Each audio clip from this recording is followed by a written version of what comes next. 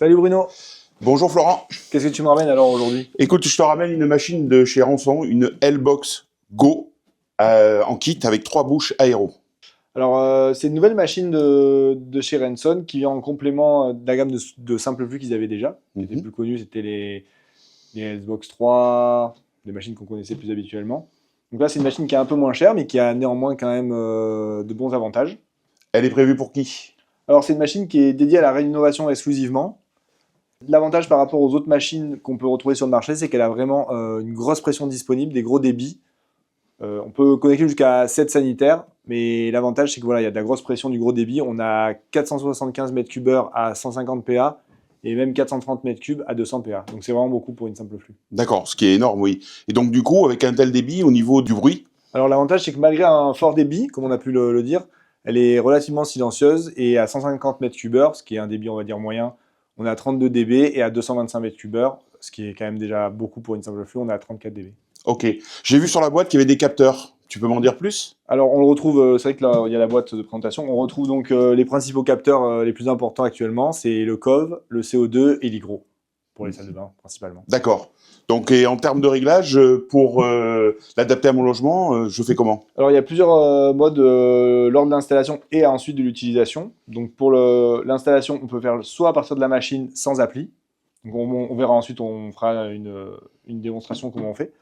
Ou alors on a une appli qui s'appelle Sense de chez Renson à télécharger, qui est Android ou iPhone, qui permet du coup déjà de faire l'installation de la machine, comme on verra ensuite, et sélectionner les différentes possibilités, c'est-à-dire le débit de pointe, le débit réduit, la sensibilité des capteurs, ou on peut le faire avec l'appli, de manière plus facile. Et là, on peut aussi la programmer et forcer des modes.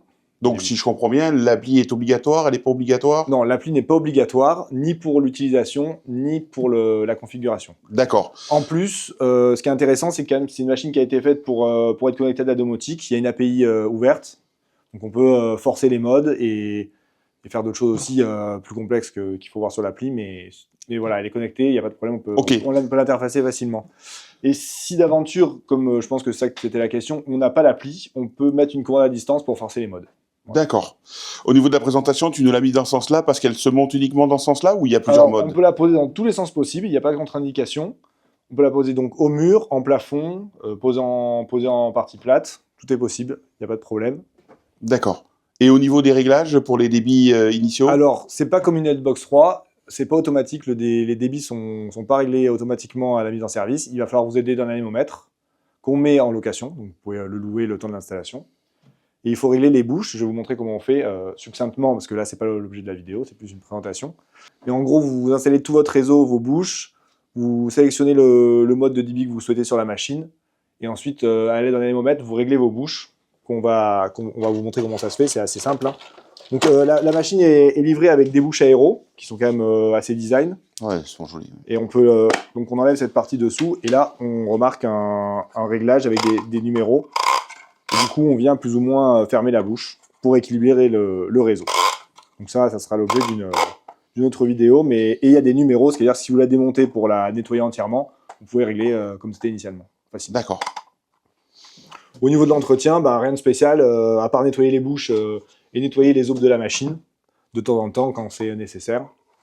Sinon, rien de spécial. Pour aider à la pose, vous avez un gabarit fourni avec les emplacements des perçages, qui est pratique.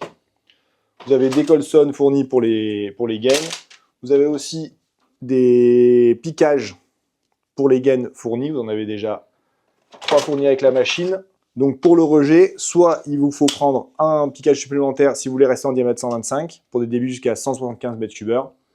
Et au-delà, on vous conseille de passer sur un adaptateur, une augmentation qui est prévue pour se mettre sur le rejet aussi, qui va venir en diamètre 150, et il y a un petit adaptateur qui existe pour le mettre en 160, parce que c'est quand même le diamètre le plus usité dans les rejets de nos jours. Voilà. Et vous pouvez très bien rester en 125 si c'est un projet de réno, vous n'avez pas besoin de gros débits et que vous n'avez pas trop de place, par exemple. D'accord. Quelque chose à rajouter? Je crois qu'on a fait le tour, Bruno.